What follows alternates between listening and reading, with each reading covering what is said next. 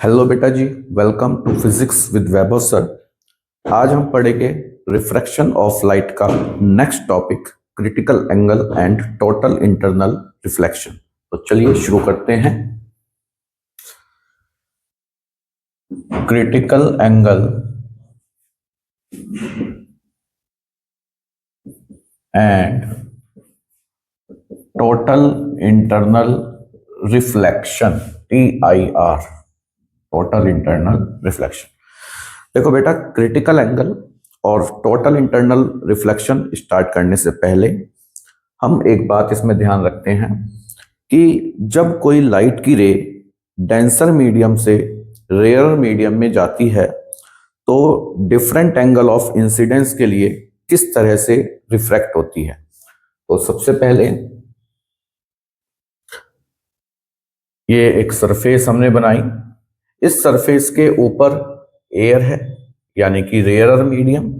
Surface के नीचे suppose glass है या वाटर भी ले सकते हैं, डेंसर मीडियम। ठीक है, तो लाइट की रे डेंसर से रेयर में पास कर रहे हैं कुछ इस तरह से। लाइट की रे, एक तिरछी रे ग्लास से एयर में जा रही है। तो इस कंडीशन में हम 3 केसेस लेते हैं बेटा। तो सबसे पहले केस नंबर 1। केस नंबर 1 क्या है कि when angle of incidence is small.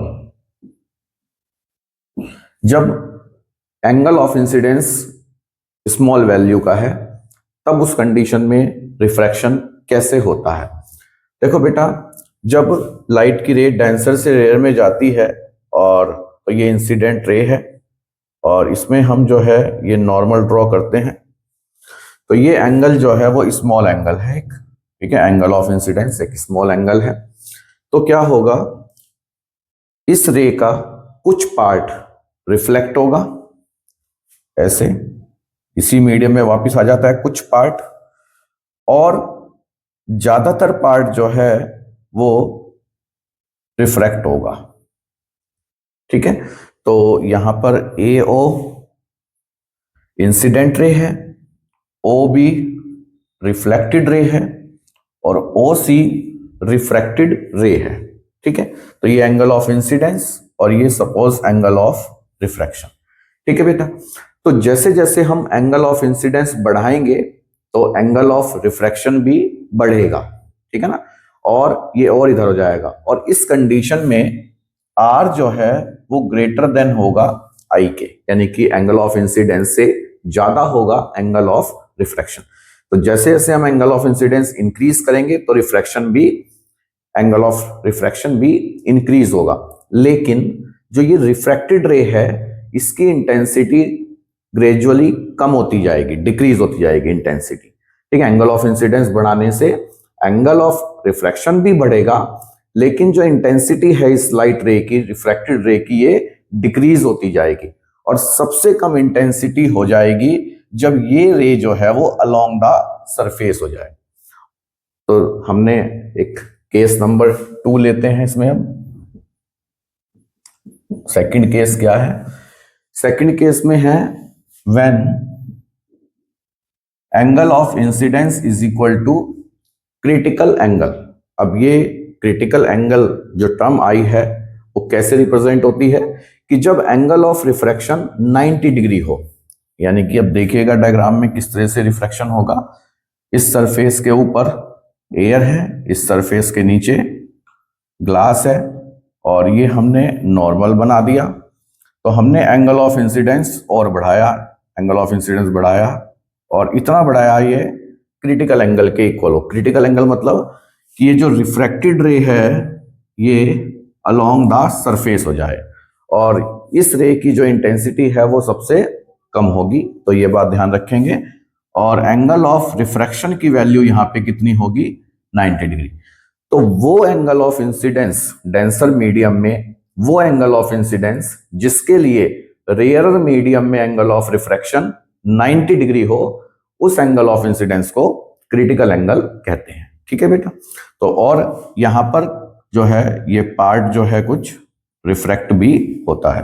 तो ये same A O incident ray, O be reflected ray और ओ सी रिफ्रैक्टेड रे। ठीक है बेटा, इस तरह से रिफ्रैक्शन। इसके बाद नेक्स्ट केस लेते हैं, case number third. Case number third क्या है? When angle of incidence is greater than critical angle. यानी कि अब हम एंगल ऑफ इंसिडेंस को और बढ़ाया। देखो पहले एंगल ऑफ इंसिडेंस स्मॉल था, फिर और इंक्रीज किया, इतना इंक्रीज किया कि रिफ्रैक्शन जो है वो अलोंग द सरफेस हुआ। अब हमने एंगल ऑफ इंसिडेंस को और बढ़ाया, तो अब इस कंडीशन में क्या होगा? देखिए, ये हमने वही सरफेस बनाई, रिफ्रैक्टिंग सरफेस, इसके ऊपर एयर है और इसके सरफेस के नीचे ग्लास है। यहाँ पे फिर ये नॉर्मल हमने बनाया सरफेस के परपेंडिकुलर। यहाँ पे एंगल ऑफ इंसिडेंस हमने और इंक्रीज कर दिया। अब ये एंगल ऑफ इंसिडेंस और बड़ा कर दिया, यानी कि क्रिटिकल एंगल से भी ज्यादा। तब इस कंडीशन में क्या होता है कि कोई भी रे रिफ्रैक्ट नहीं होगी, कोई भी पार्ट रे का रिफ्रैक्ट नहीं होगा, सारा का सारा जो है वो रिफ्लेक्शन होगा इस तरह से। यानी कि लॉज ऑफ रिफ्लेक्शन को अभी कहा, जितना एंगल ये उतना ही एंगल ये होगा। ठीक है, तो इस कंडीशन में ए ओ इंसिडेंट रे होगी और ओ बी रिफ्लेक्टेड रे, कोई भी रिफ्रैक्शन नहीं होगा। तो सबसे कम से कम रिफ्रैक्शन ये होता था जिसकी इंटेंसिटी कम है। ठीक है, फिर यहाँ पे सारा का सारा क्या होगा? रिफ्लेक्शन होगा। तो इसको हम कहते हैं टोटल इंटरनल रिफ्लेक्शन। ठीक है बेटा, नोट कीजिए, फिर नेक्स्ट टॉपिक करते हैं। तो क्रिटिकल एंगल की डेफिनेशन लिखते हैं। क्रिटिकल एंगल की डेफिनेशन क्या है? Critical angle is the angle of incidence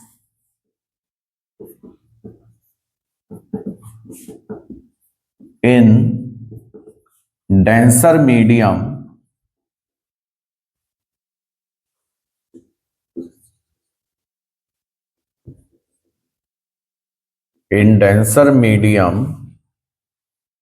for which the angle of refraction in rarer medium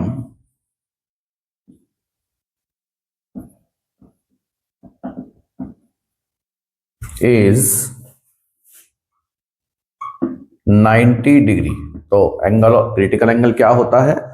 denser medium में वो एंगल ऑफ इंसिडेंस जिसके लिए एंगल ऑफ रिफ्रैक्शन 90 डिग्री हो, उस एंगल ऑफ इंसिडेंस को क्रिटिकल एंगल कहते हैं। ठीक है, for a pair of given media. इसके बाद एक फॉर्मूला याद रखेंगे आप, relation between critical angle and refractive index.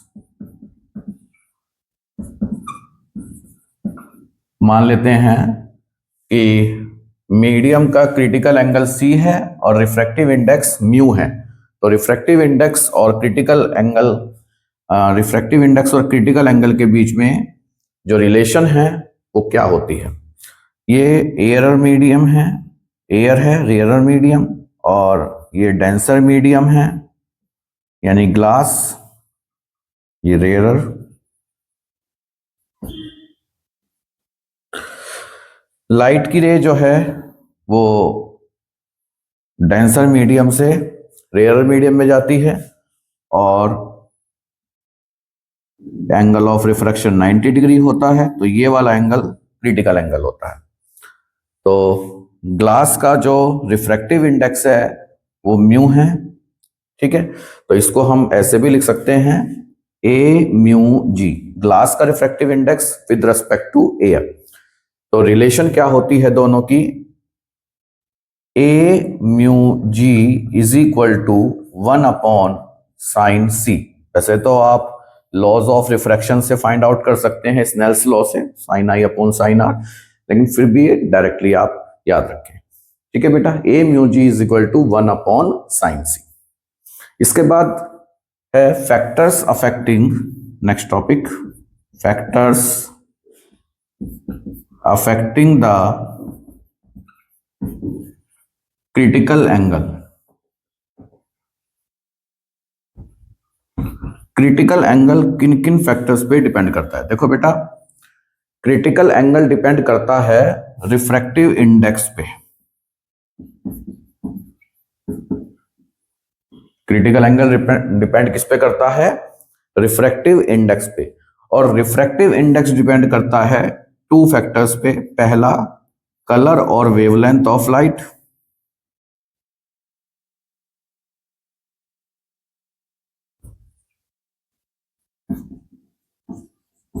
और दूसरा है temperature, temperature of medium.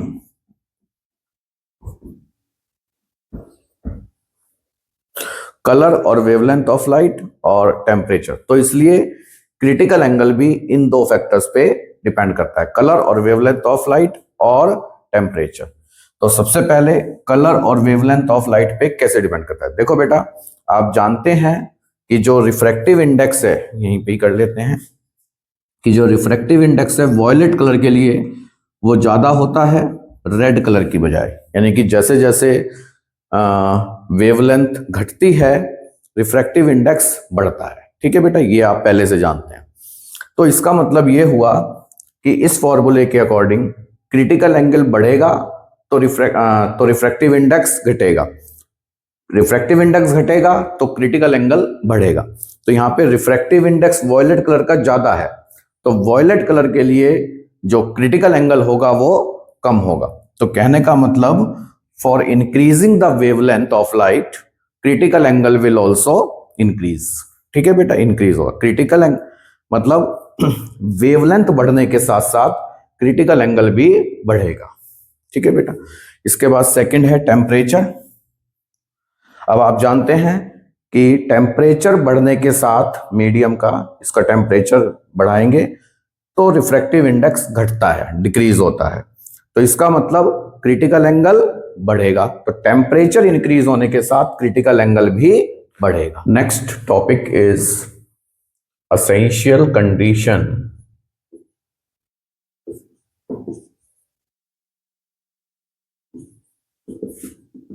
essential conditions for total internal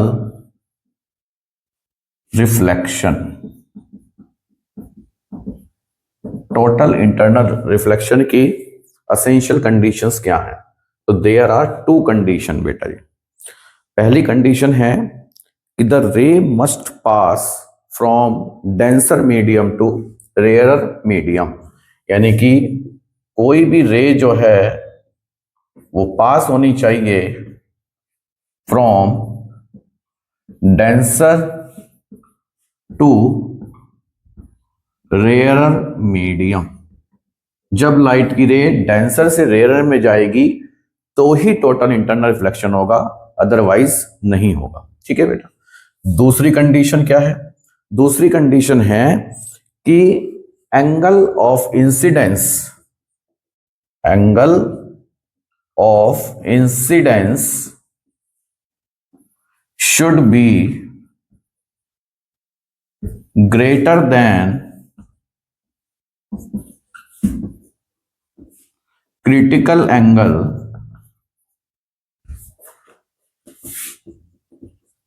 for the pair of medium, for the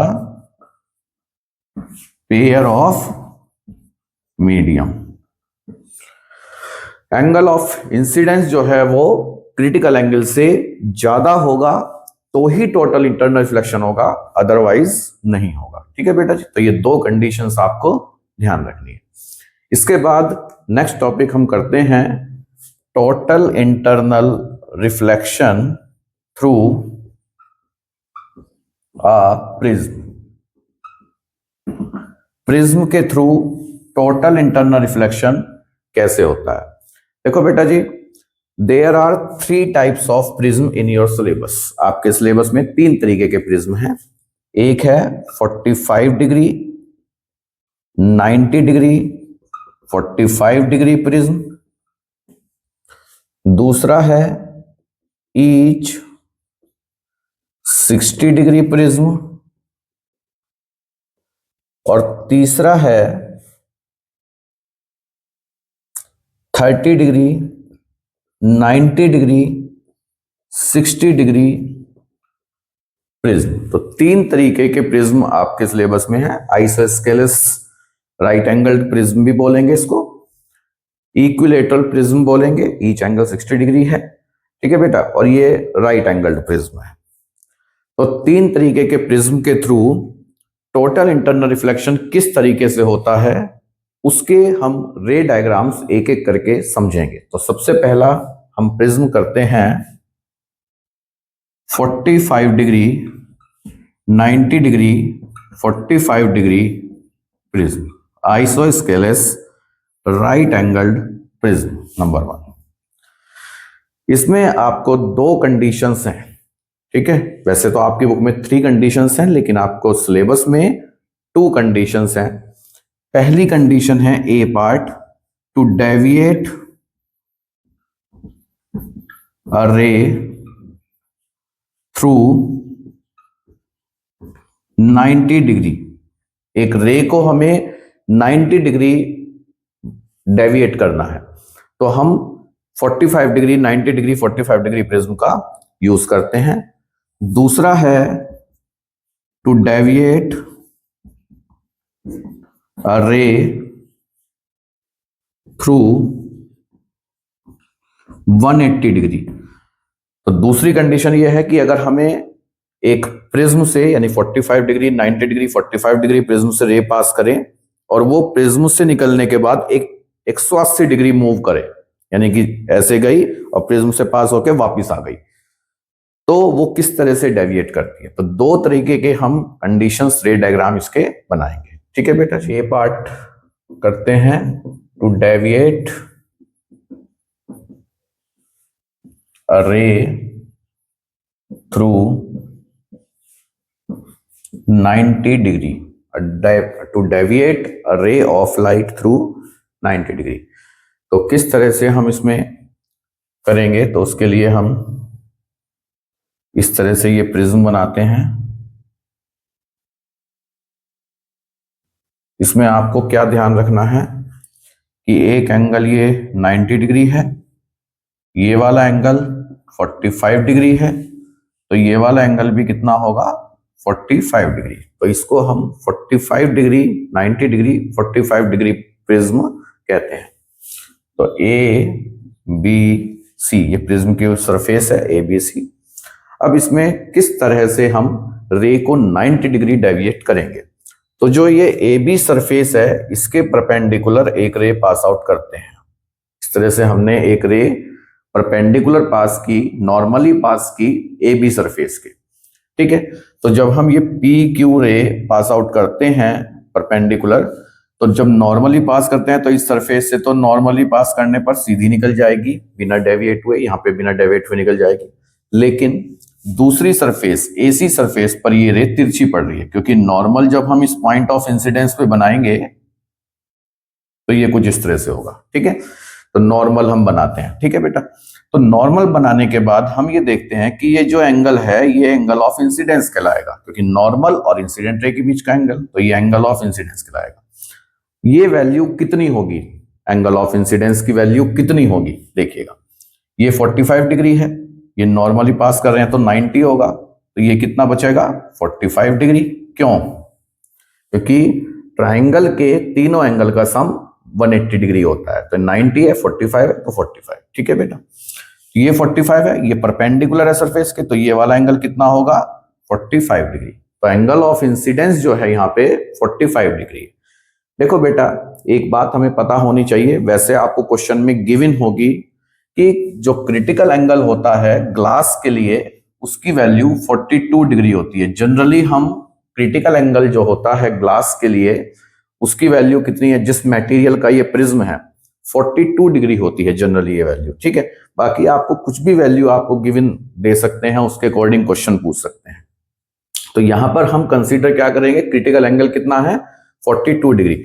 अब जब क्रिटिकल एंगल 42 डिग्री है और एंगल ऑफ इंसिडेंस यहां पे आया 45 डिग्री, तो यानी कि क्रिटिकल एंगल से ज्यादा है, तो इस सरफेस पर क्या होगा, टोटल इंटरनल रिफ्लेक्शन, कोई भी रिफ्रैक्ट नहीं होगी रे, इधर नहीं जाएगी, सारा का सारा क्या होगा, टोटल इंटरनल रिफ्लेक्शन। किस तरह से, कितने एंगल पर होगा रिफ्लेक्शन, 45 डिग्री पे, क्योंकि लॉज ऑफ रिफ्लेक्शन ये कहता है कि एंगल ऑफ इंसिडेंस और एंगल ऑफ रिफ्लेक्शन इक्वल होते हैं, तो जितने एंगल पर इंसिडेंस होगा उतने एंगल पर reflection, 45 degree.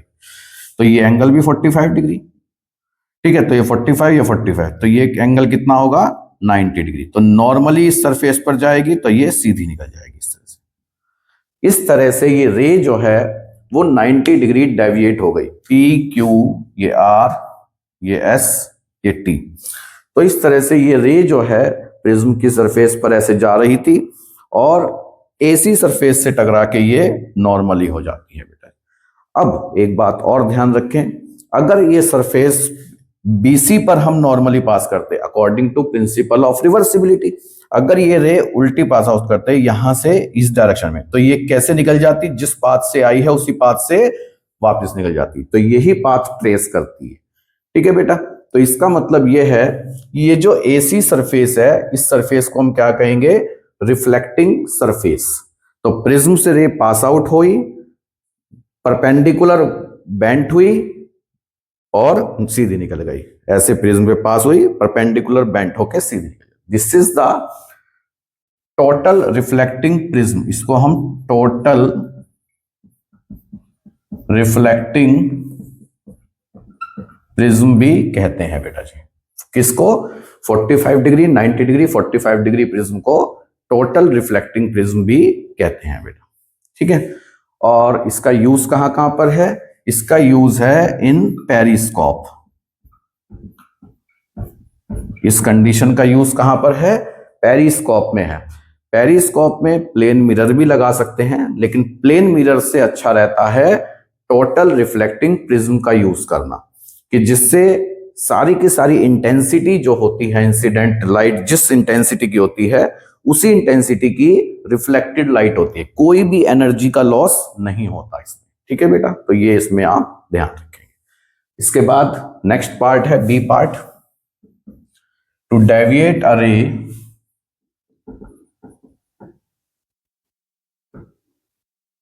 To deviate a ray through 180 degree. अब 180 डिग्री डेविएट कैसे होगा, देखिएगा इस तरह से हम कुछ ये प्रिज्म की पोजीशन हम इसमें बनाते हैं।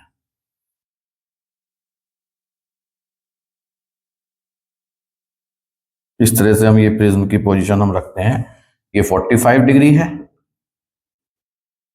ये 90 डिग्री है और ये 45 डिग्री प्रिज्म है, ठीक है बेटा। तो 45 90, तो ये ए बी सी इस तरह से लिख सकते हैं, ए बी सी ये प्रिज्म है, ठीक है। अब हम रे को पास आउट करेंगे इस सरफेस से, एसी सरफेस से आधे से ऊपर, यानी कि बिल्कुल मिडिल में नहीं पास करेंगे, मिडिल में पास करेंगे तो सीधी निकल जाएगी, तो आधे से ऊपर थोड़ा सा पास आउट करेंगे। तो जब ये रे पी क्यू रे हम पास आउट करते हैं नॉर्मली सरफेस पर, तो इसको ये सीधी निकल जाएगी, यहाँ पे फिर नॉर्मल बनाएंगे सरफेस के परपेंडिकुलर, ये वाला एंगल उसी मेथड से 45 डिग्री आएगा, तो ये 45 डिग्री पर बेंट होगी रे, ये 45 पर होगी, टोटल इंटरनल रिफ्लेक्शन होगा क्योंकि 42 से ज्यादा है एंगल ऑफ इंसिडेंस। यहाँ पर फिर ये रे पर इस सरफेस पे परपेंडिकुलर बनाएंगे, ये हमने इस पे परपेंडिकुलर बनाया, ये एंगल फिर 45 डिग्री आएगा, ये 45 डिग्री, यहां से फिर 45 डिग्री 42 से ज्यादा है तो ये 45 डिग्री पर बेंट हो जाएगी according to laws of reflection. फिर यहां पे जब 45 डिग्री बेंट होगी तो ये 45 होगा, ये 45 तो ये 90, तो इसका मतलब ये रे कैसे निकल जाएगी, ऐसे सीधी। तो P Q R S T U, इस तरह से ये रे जो है वो प्रिज्म से पास होने के बाद 2 बार टोटल इंटरनल रिफ्लेक्शन होगा और 180 डिग्री बेंट होगी, ठीक है बेटा जी। तो ये भी आप इसमें ध्यान रखेंगे। और इसका यूज जो है वो कहां होता है, बाइनोकुलर में, यानी कि दूरबीन में, ठीक है बेटा। नेक्स्ट इज इक्विलेटरल प्रिज्म,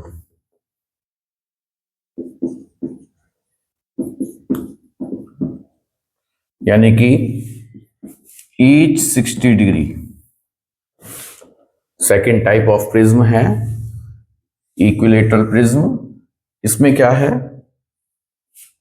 कि इस तरह से हर एक एंगल प्रिज्म का 60 डिग्री है। एक प्रिज्म हमने ऐसे बनाया है, ये ऊपर की सरफेस प्रिज्म की A B C, A B C, ये वाला एंगल भी 60 डिग्री है, ये वाला एंगल भी 60 डिग्री है, और ये वाला एंगल भी 60 डिग्री है। ठीक है बेटा, तो इसमें हम किस तरह से टोटल इंटरनल रिफ्लेक्शन करते हैं। अच्छा, इसमें जो डेविएशन होता है रे का वो होता है 60 degree. To deviate a ray through 60 degree, 60 degree रे डेविएट होती है। टू डेविएट अ रे 60 डिग्री कैसे? हमने इस सरफेस के ए बी सरफेस के नॉर्मली रे पास आउट की इस तरह से कुछ, ये इस सरफेस पे ऊपर की। अच्छा, अगर बीच में करेंगे तो क्या होगा, ये बीच में सीधी निकल जाएगी यहां से, है ना। तो इसलिए हम आधे से ऊपर से करें या आधे से, इसके आधे से नीचे से करें, यहां से रे पास आउट करें, कि जिससे ये रे रिफ्रैक्ट होके ये नॉर्मली पास आउट होके ये इस सरफेस पर टकराए। ठीक है बेटा, और ये वाला एंगल कितना है, 90 डिग्री परपेंडिकुलर पास कर रहे हैं, तो ये वाला एंगल कितना होगा ट्राइंगल का, 30 degree.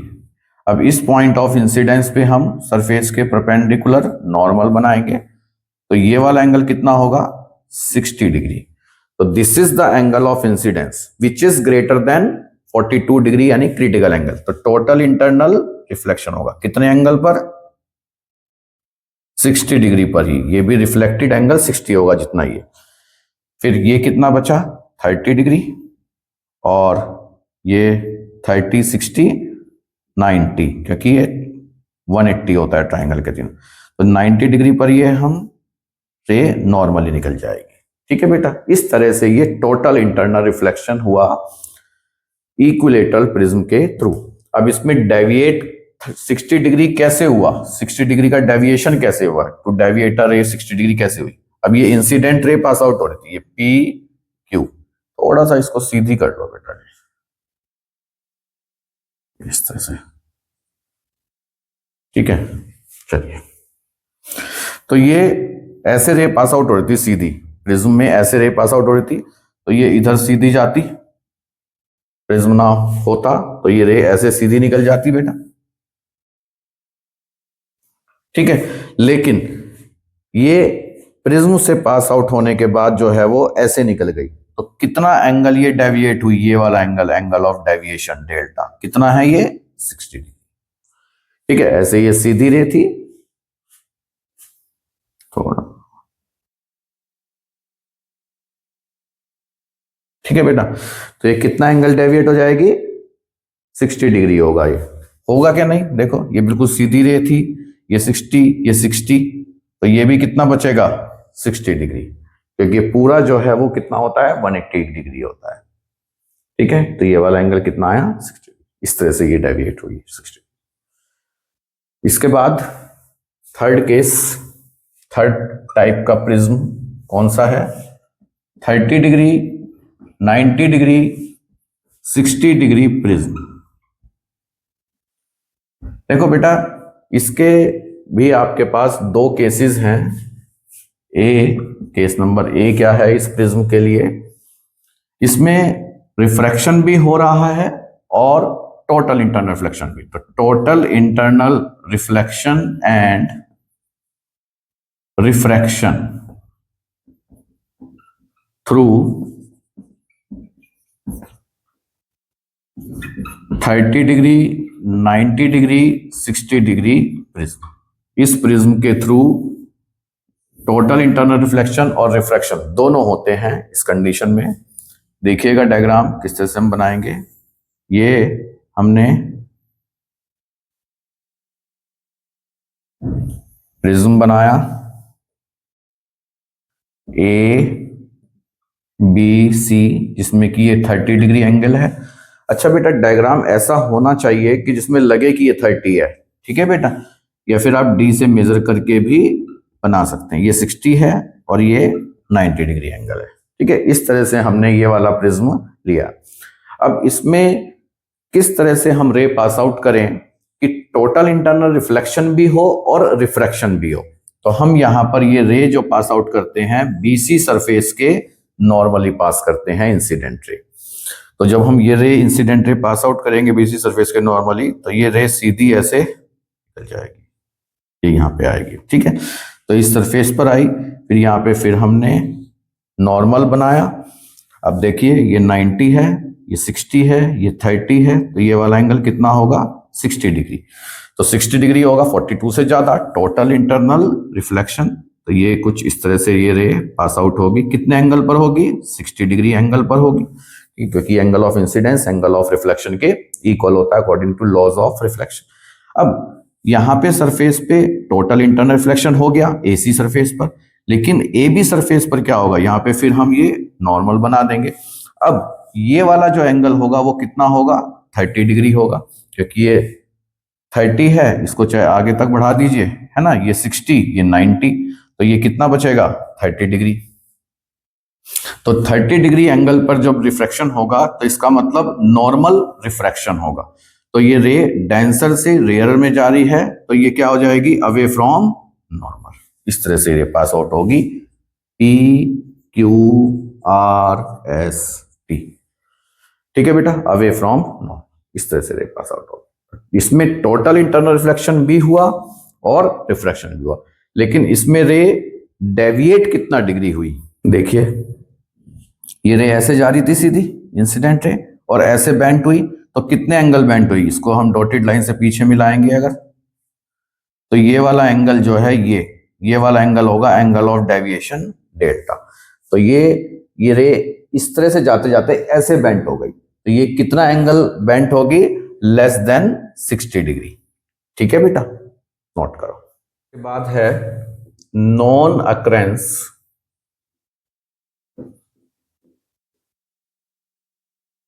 of total internal reflection through 30 degree 60 degree 90 degree, ये बीच में 90 लिख लीजिए, 90 डिग्री 60 डिग्री प्रिज्म। इसमें टोटल इंटरनल रिफ्लेक्शन ना हो तो किस तरह से हम ये रे पास आउट करते हैं, बी पार्ट है ये। देखो एक ये डायग्राम हम बनाते हैं, इसमें इस तरह से स्ट्रेट लाइन,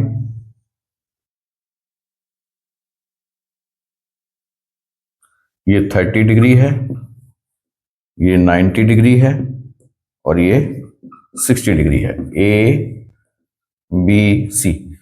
एक और साथ में डायग्राम बना लेते हैं इसके पैरेलल में,